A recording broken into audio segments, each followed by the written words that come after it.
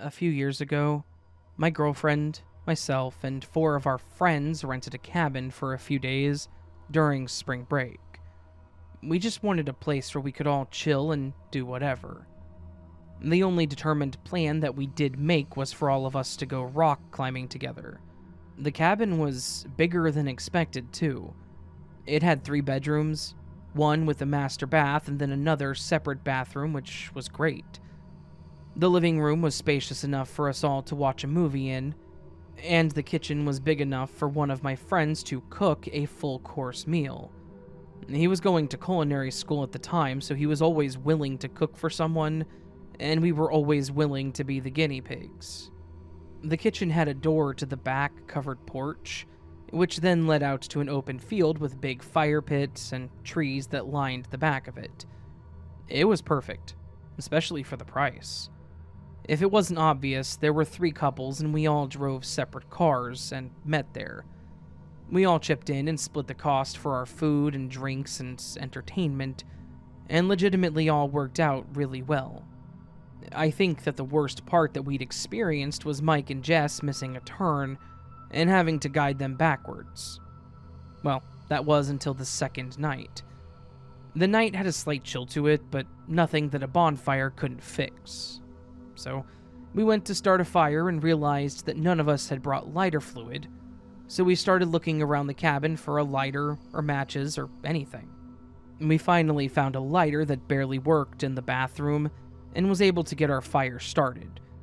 We all grabbed some drinks and sat by the fire just talking and screwing off when I noticed Leslie was staring off. I nudged my girlfriend, Madison, to look at her and she called her out. That's when Leslie pointed out a figure standing by the trees. Isaiah, being the guy that's not afraid of anything, called him out and asked if he wanted to join or if he at least had a lighter.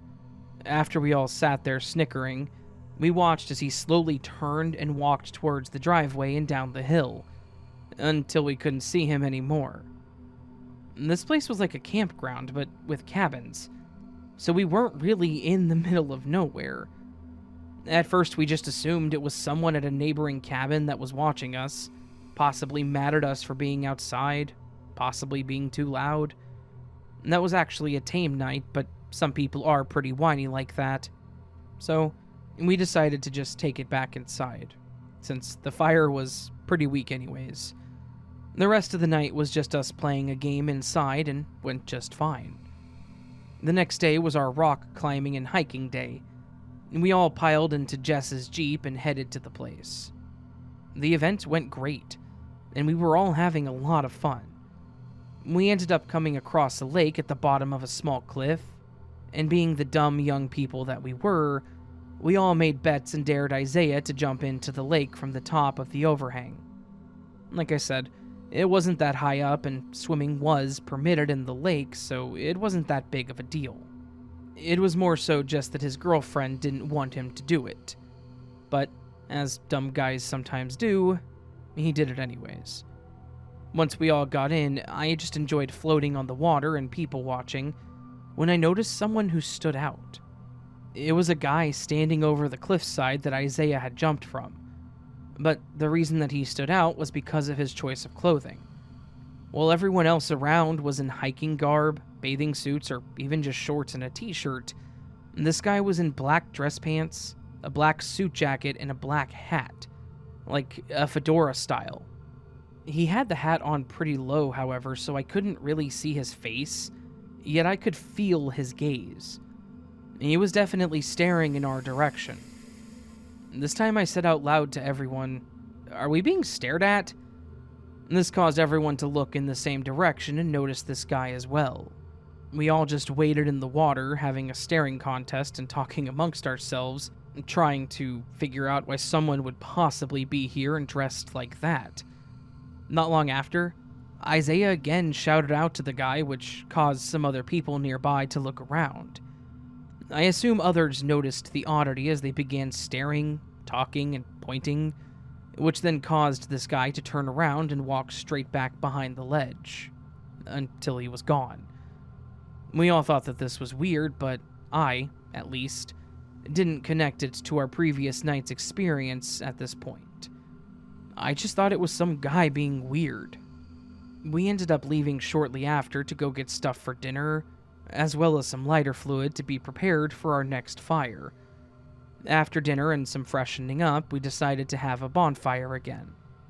This time, it went a lot better, and we had loosened up and were having a blast. We were talking, teasing. The girls were even pushing their limits and making a fool of themselves. It was just genuinely a good time. That was until Leslie was again caught staring into the trees. That's when we all turned to look and saw the same guy. The form was the same, and with the giant flashlight that Mike had bought, this time we could shine the light right on him. He was wearing the same pants and suit jacket and hat.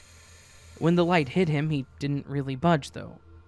He leaned his head down some, probably to block out some of the light, but otherwise he didn't do anything else. Isaiah, again, yelled at this guy, but this time it was a bit more threatening. I don't really blame him, though. The girls were getting pretty nervous, and this guy had obviously been following or watching us. But this time, after a bit of shouting, I think most of us started feeling uncomfortable with the situation and all agreed to go inside.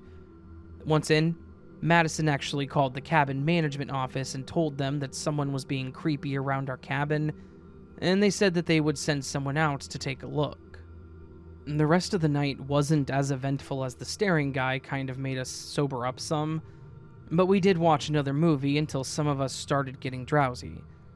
Leslie and Isaiah went to their room, Madison went to bed before the second movie ended, and I followed after it was over, leaving Mike and Jess in the living room. Mike was already snoring, so I assumed they weren't going anywhere. I don't know the exact time that it was, but I know it wasn't more than an hour or so after I went to bed that I woke up to a piercing scream. Madison had been startled awake too, and after confirming that it wasn't her, I ran out of the room to find out what the hell had happened. I found Jess screaming in the living room, the front door wide open, and Mike was gone.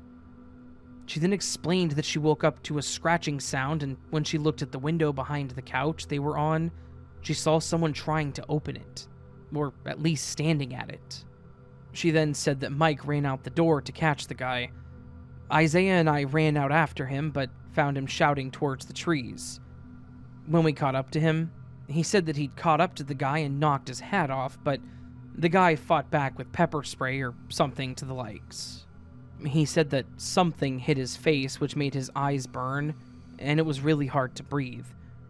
We brought him back to the cabin, and this time we called the cops and the office people. This time Madison was not anywhere near as nice.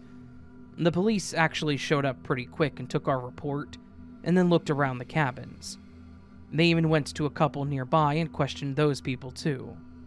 They, of course, never found the guy or his hat. This guy was most likely brazen enough to go back and get it and still miss the cops. Jess took Mike to the hospital, and Madison agreed to go with her while the rest of us stayed behind. We never saw the guy again that night, but none of us went back to sleep either. After a few hours, the others came back and confirmed that it was just some sort of pepper spray, so he was going to be alright. But the trip had kind of been ruined. Jess, Leslie, and Mike were definitely not interested in staying the rest of the trip. No one could blame them either. After some talking, we ended up packing up all of our stuff that night, and the other four took off. Madison and I were pretty shaken up too, but we still had this booked for one more night, and she really wanted to give the front desk people a piece of her mind. I guess they didn't seem too concerned about the situation when she first called, and yeah, they probably should have been because it was their property that could have been damaged. And so, we put all of our belongings in the bedroom, locked the doors, and tried our best to sleep there. The next morning was exhausting, as we didn't really sleep much. Management did call us to apologize, and said that they couldn't give us a partial refund, but they did offer to move us to a different cabin. After informing our friends, they told us to enjoy, but they didn't want to come back. They did move us to one that had an indoor hot tub, so I guess that was pretty cool. We didn't have another run-in with the guy, but they also never found him. We still, to this day, have no idea why he targeted us, or what his intentions even were if he were to break in. And the fact that he had the pepper spray makes me think that he had intentions of using it, or, at the very least, thought he was going to need it. We haven't been on a trip with the others since, but we do all still hang out, and we remember that creepy spring break that got ruined for us.